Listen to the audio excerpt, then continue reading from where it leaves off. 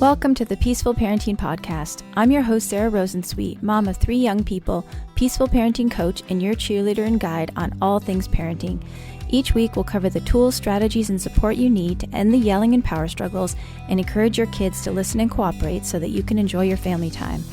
I'm happy to say we have a great relationship with our 3 kids. The teen years have been easy and joyful, not because we're special unicorns, but because my kids were raised with peaceful parenting. I've also helped so many parents just like you stop struggling and enjoy their kids again. I'm excited to be here with you today and bring you the insight and information you need to make your parenting journey a little more peaceful. Let's dive into this week's conversation. Hey all, welcome back to another episode of the Peaceful Parenting Podcast. Today's episode is a solo episode with me, and I have some listener questions for you. I've been collecting some questions that people have sent in, and by the way, feel free to send me a question or to go to my website, and under the podcast tab, you can actually record a question that you can ask, and I might answer it, play it and answer it on the podcast. Before we dive into those questions, I would like to tell you that this podcast is brought to you by my free How to Stop Yelling at Your Kids course. If you have trouble staying calm when things are hard, and even if you don't yell, but you know that your kids know that you're frustrated and annoyed, and you wish that your self-regulation and knowing how to calm yourself was better, or if you're a full-out shouty parent, go to sararosensweet.com/yelling, and you can sign up for free for my How to Stop Yelling at Your Kids course. It's a really effective course. If you do it, I will hold your hand along the way, and I know that you can do this. So go to sararosensweet.com/yelling if you'd like to sign up for my free How to Stop Yelling at Your Kids course. So we have 3 listener questions today. The first one is about what to do if you have a runner, a kid who runs away when you are out in public or at the store or whatever. The second question is what to do when your child or children clearly prefer one parent over another. And then the final question is about what to do when your family openly and actively doesn't approve of your peaceful parenting choices. So let's dive into the first question. This listener asks, my son, who's now 4, simply gets so excited when he sees something outdoors or in shopping malls that he just makes a run for it with no fear of losing me. I have to keep such an eye on him all the time and have explained to him several times that he could easily get lost and mommy might not be able to find him. He's always been like that ever since he started walking. His younger sister, who's turning 3 soon, is nothing like that and always needs to be close to me. What should I do? First of all, let's understand why this is happening. So a child who's 4 still does not have any impulse control.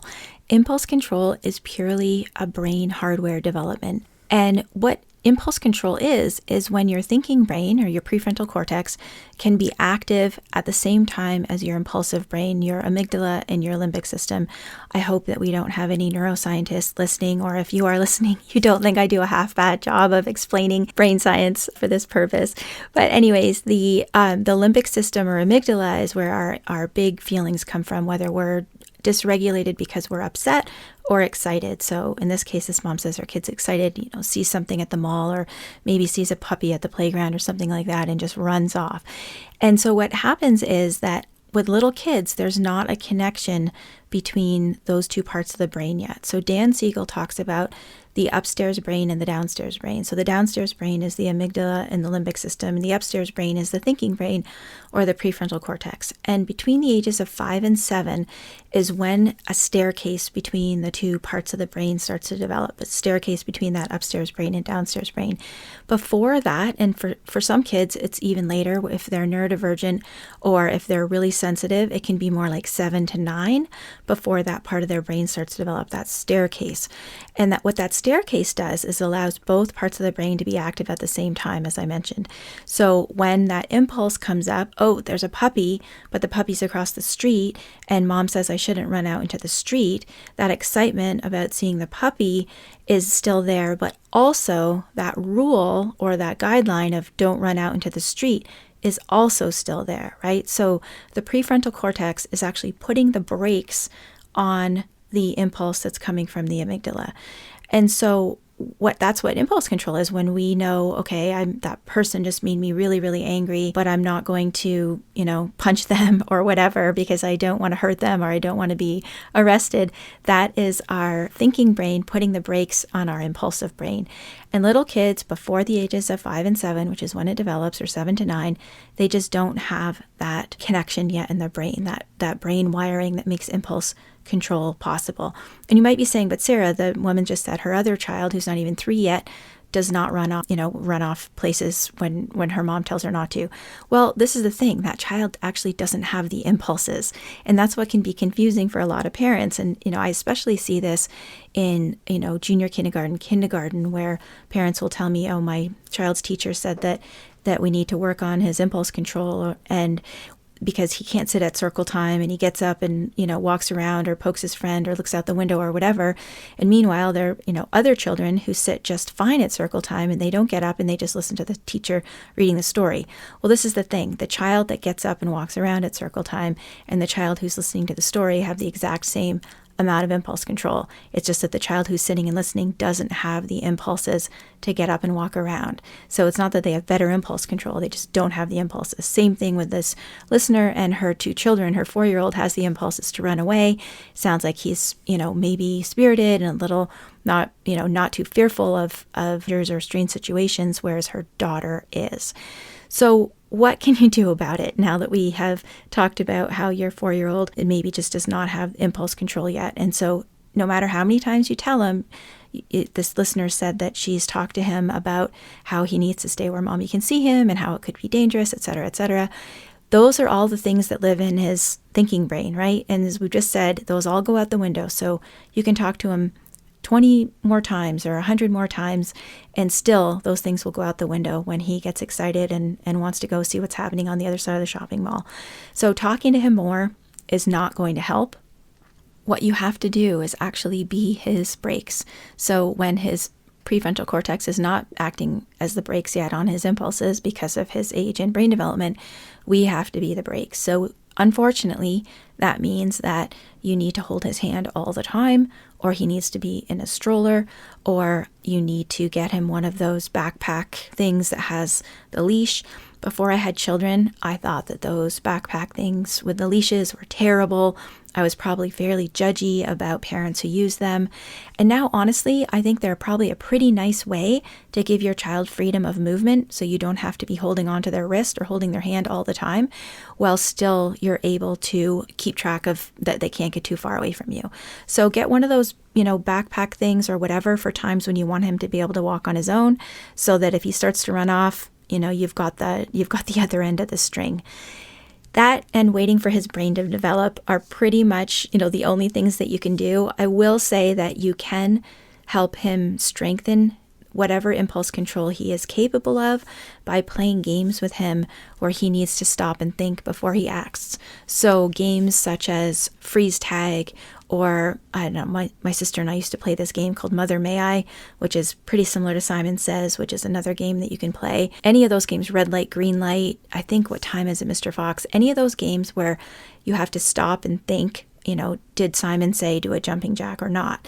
So any of those kinds of games will strengthen the impulse control that he's already capable of. So try playing some of those games with him, as a family or whatever, and that might help also.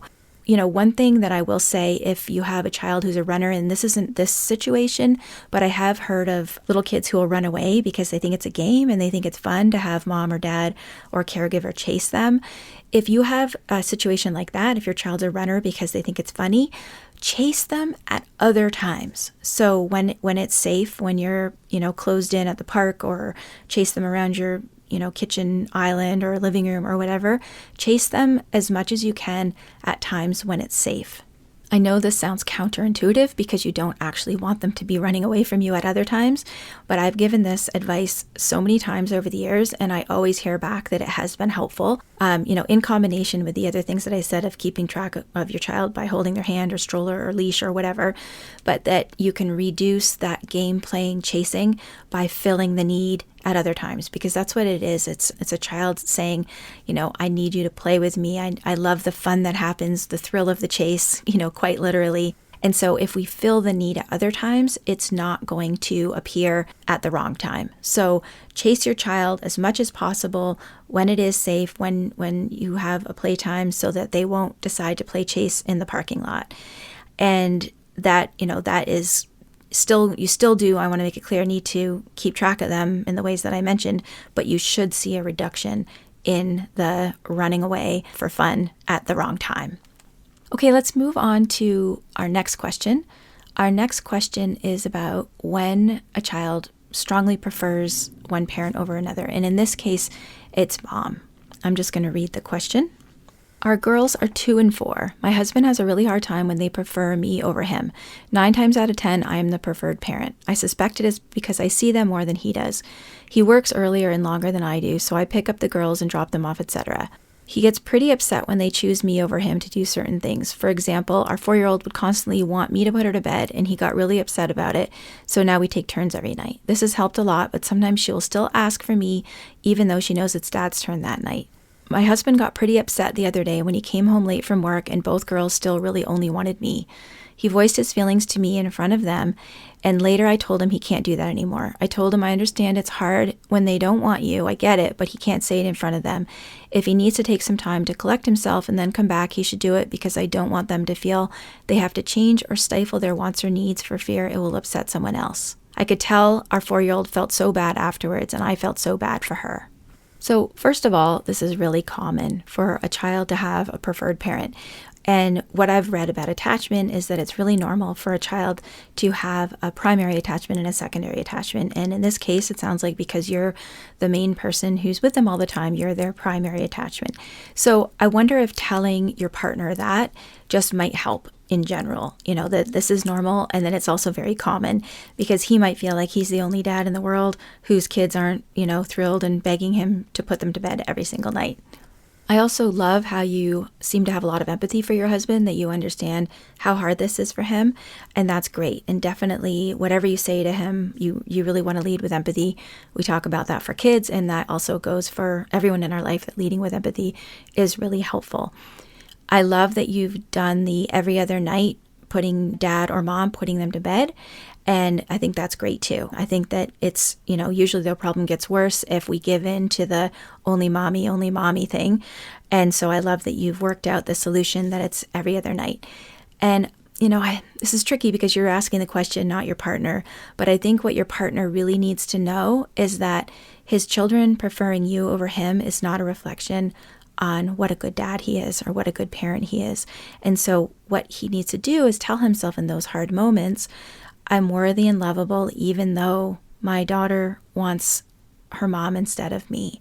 And this is not a reflection on me as a parent. This sounds like it's a really quite a deep trigger for him of maybe not being loved or not being loved for who he is. And it sounds like it's touching on something deeper for him. Or maybe he has an understanding, or he had a story that he told himself about, what it would mean when he was a dad, and how if he showed up for his kids, which sounds like he really does, that they would be giving him a certain amount of love and feedback back. And he's using that as a benchmark for what a kind of a job he's doing, instead of just, maybe your feedback to, this listener's feedback of that he's a good dad. And so I think he needs to disconnect how he feels about himself as a dad from whether or not his daughters want him to put them to bed. So telling himself in the moment, using that self-compassion, this is really hard, and then I'm worthy and lovable even if my children don't want me to put them to bed. And so doing that internal work is going to be the first step. And then in the moment, I think that he needs to say something to them like, oh my goodness, I know you love your mommy so much. I love your mommy too. Wouldn't it be great if we could just be with her all the time? And then he can show up for them in a really powerful way by saying something like, you know what though, I'm your daddy and I love you and I'm here for you also. And I will always be here for you, even if you're upset. I think that's really, really important to show him that he's, by being with them, even if they're, quote, rejecting him, he's proving to them from a very young age that he will be there for them no matter what. So maybe you could even turn this over in his mind and let him see that this is actually a positive thing, that this is his chance to show his girls how much he can show up for them, even if they're saying, we want mommy. So just if he can empathize, after hopefully he gets doing some of that internal work so it's not so triggering for him, and then he can empathize with them and then just say, you know what, I'm here for you too. And I also love your thoughts at the end of your question where you said you don't want your daughters to feel responsible for a grown-up's feelings or for anyone's feelings, and that for that matter. We did cover that in one of my earlier episodes. We talked about being a strong leader and why your feelings shouldn't really matter to your children. That was actually a little bit of a controversial one, but we'll link to that in the show notes so that you can check that out. But we don't want to teach our kids that they're responsible for our feelings. So I think it's great that you told him that you will listen to his feelings, but it's not appropriate for him to vent those feelings in front of his daughters, that, he's the only one who's responsible for his own feelings and getting his needs met, and that they shouldn't have to feel guilty about wanting you.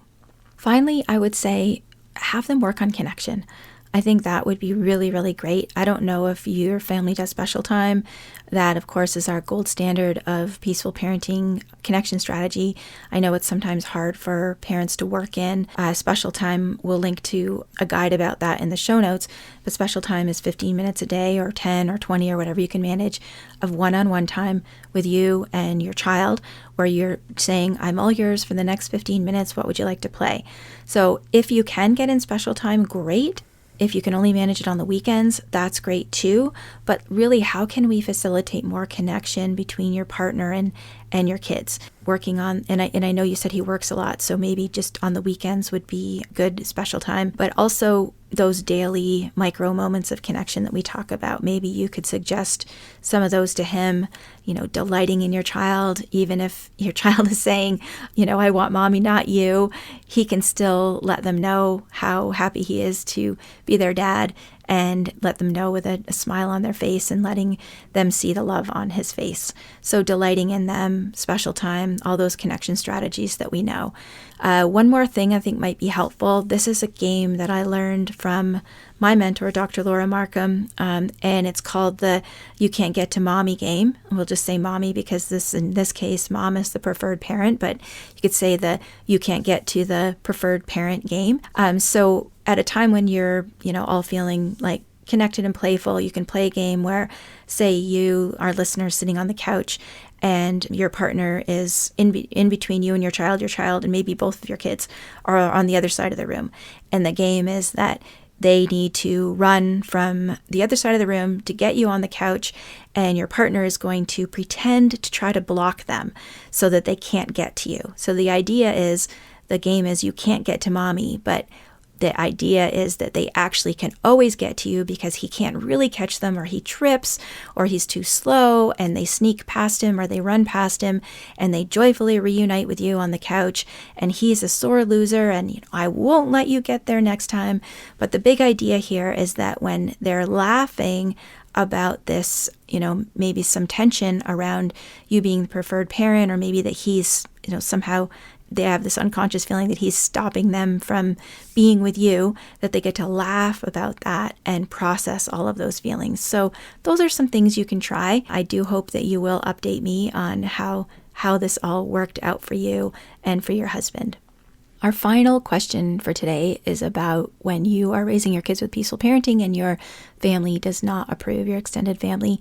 And again, if you have a question for me, you can either email it to me, sarah@sararosensweet.com, or you can go to my website to the podcast tab. There's a place where you can record a question. I would love to hear your voice and maybe share it and answer your question on the podcast. So this person writes, I'm writing because I grew up in a household with conventional parenting practices. I don't want to raise my two kids in the same way, so I've been practicing peaceful parenting.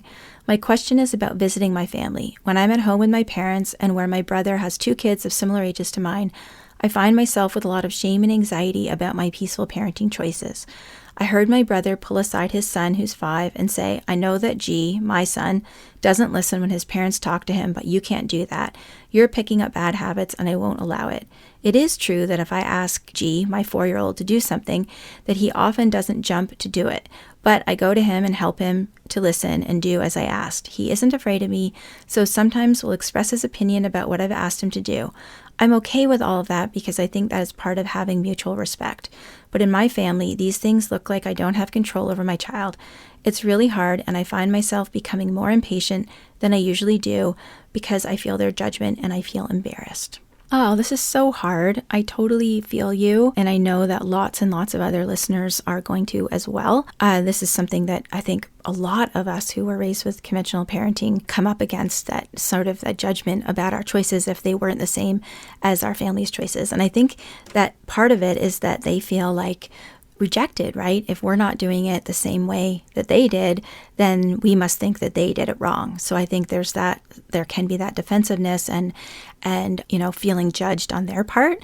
So that's just one thing to maybe give you a little bit more compassion about your parents. I mean, you specifically talk about your brother, which I guess that wouldn't apply. But anyhow, it is good to recognize that people are doing the best they can, even when they're giving us a little bit of a hard time. So I think that one thing that's great is that this problem is mostly internal, that you feel judged and then you feel shame. Nobody's asking you that you should, telling you that you should punish your kids or directly contradicting you or challenging you. So that's great that it's mostly, I'm going to say, in your head. And I know I'm not saying that you're making it up, but I'm saying that the problem is more how you feel about it than it is people are asking you to actually do anything different. So I also want to point out that your kids are cooperating, which is fantastic. You said that, your son might not like what you ask him to do, but then you go over and you give him support and scaffolding and you help him to do what you ask. So this is also not a case of, you're being judged because, your kids actually don't ever do anything that you ask them to do. It's just that you and your brother we'll just talk about your brother. You and your brother have different goals, right? Your brother's goal is actually obedience. That's your brother's goal. And it would be interesting, I don't know what kind of relationship you have with him, but it would be interesting to find out, sure, obedience is really an attractive, tempting thing to think about a 5-year-old or a 4-year-old being obedient and compliant. But when your child is a grown-up, are obedient and compliant words that you would like to hear them described as, are those qualities that you want your grown-up child to have. So just putting that in perspective and just really recognizing that you and your brother have very different big picture goals, really, that your brother's is obedience and compliance, and that is not your goal. It's interesting, too, that he says he doesn't want his children to pick up bad habits. And really, when you think about it, the bad habit is actually thinking for yourself and having opinions and not just doing what you're told.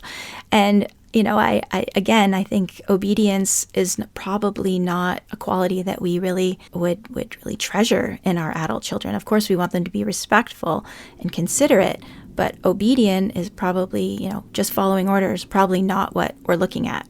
If you are one of my email subscribers, a few weeks ago, maybe a few months ago now, I sent out a newsletter about an article that I read in the New York Times, and I think the headline was something like, why a little bit of misbehavior might not be such a bad thing. And the author was talking about the research on peaceful parenting versus either permissive or authoritarian parenting. And she said that, sometimes when children are, quote, rude and they speak their minds, or they're, as you said, your son isn't afraid to tell you that he doesn't like what you're asking him. She said, actually, the research shows that it's really good for our children to do that because it shows that they're not afraid of us. And with that fear-based parenting, there are all sorts of bad outcomes that the research shows are associated with fear-based parenting. So I don't know if that might make you feel a little bit better. And by the way, if you don't get my emails and you want to, you can go to sararosensweet.com/newsletter if you would like to get my emails. We'll also put that in the show notes, that link. Every week I send out sort of a dose of support or something for you to think about. And I've been told that my emails are really valuable. And my dentist, actually, hi, Dr. Brown, told me the other day that she wakes up on Saturday mornings really looking forward to getting the email of the day. So I think we just have to think about, when you go to visit your family, think about the big picture. What am I trying to do here? What kind of kids do I want to raise? What kind of relationship do I want to have with them? And keep that in your mind, because you're going to have to give yourself a lot of compassion, because I'm not going to say they're not judging you. It sounds like they are judging you, but you don't have to take that on. I guess that's my point here. You don't have to take that on. Give yourself compassion. This is hard. I feel like my brother and my parents are judging me, and what I want you to say to yourself when these feelings come up, and this is, by the way, what's making you impatient, because you're getting a little bit hijacked and dysregulated by the shame feeling that comes up when you're judged and embarrassed. So when we feel shame, it's a horrible, horrible, overwhelming feeling, and it can cause us to go into fight, flight, or freeze. And so maybe that's what's making you a little bit more impatient with your kids. So to get out of that dysregulated state, even if it's mild, I want you to remember two big things. One is my loyalty lies with my children. It matters more what they think than it matters what my brother thinks. So you can ask yourself or tell yourself, where does my loyalty lie? To remind yourself of that bigger picture. And also I want you to repeat this to yourself. Even though my brother or my parents are judging my parenting, I am still worthy and lovable. That's the anti-shame mantra that we can say to ourselves. Even though I am being judged, or my brother and my parents are judging my parenting, I am still worthy and lovable. Because you are. Both those things are true. They are judging you. They are judging your parents' parenting. They don't have the same big picture that you do, and maybe they don't even understand about peaceful parenting. And you are still worthy and lovable. So keeping those two things in mind, that your loyalty lies with your children, and also that you're worthy and lovable even though they're judging you. I hope that will give you a little bit more peace of mind and patience and compassion for yourself when you are visiting. And finally, depending on your relationship with your brother, I would maybe talk to him and just say, you know what, brother, I love you so much. I love spending time with you. I think your kids are great. And I would really appreciate it if you didn't talk badly about my parenting to your kids. I heard what you said the other day, and, I don't say bad things about your parenting to my kids. And just maybe have this sort of agree to disagree thing. We can love each other without agreeing on everything. And I think it's fair to ask somebody to not trash talk you and trash talk your parenting. So depending on your relationship with him, you might be able to say something like that in a loving way, or maybe you can write him a note or something. But just saying, I recognize that we have different ideas where it comes to parenting, and that's okay. We can still love each other and spend time together. Let's not say anything about each other's parenting to our kids, or in front of each other. I think that would be a fair thing to ask. And, I think honestly, if more people did that in our world and our community today, we'd all be a lot better off, that we can love each other despite our differences. And just one, I know I already said finally, but one final note. When you said, your family thinks you don't have control over your children, that's okay. That's not our goal, right? You don't have control over your children. That's not the thing that we're going for. We don't want a control-based relationship. We want to think about coaching and supporting our children to do the right thing because it's the right thing to do, and because they care about us and they care about our relationship, and they want to do the right thing, not because they're afraid that they need to be obedient or they won't be loved. So just, you don't have control over your kids, and that's okay. That's not what we're going for. We're going for coaching and supporting and working on building that sweet relationship so that we do have the mutual respect that you've talked about. I hope that was helpful for everyone, and please feel free to send me your questions. Check out the How to Stop Yelling at Your Kids course at sararosensweet.com/yelling. If you find this podcast helpful, tell a friend. We can reach more people and make more of a difference in the world, one family at a time. So take a screenshot, text it to a couple of people, and maybe we'll get some new peaceful parenting people to help us spread the word, so it won't seem so unusual when we're doing this out in the world, and we won't feel embarrassed that we don't, quote, have no control over our children. Okay, I'll see you next time. Thanks for listening to this week's episode. I hope you found this conversation insightful and exactly what you needed in this moment. Be sure to subscribe to the show on your favorite podcast platform and leave us a rating and review on Apple Podcasts. Remember that I'm rooting for you. I see you out there showing up for your kids and doing the best you can. Sending hugs over the airwaves today. Hang in there. You've got this.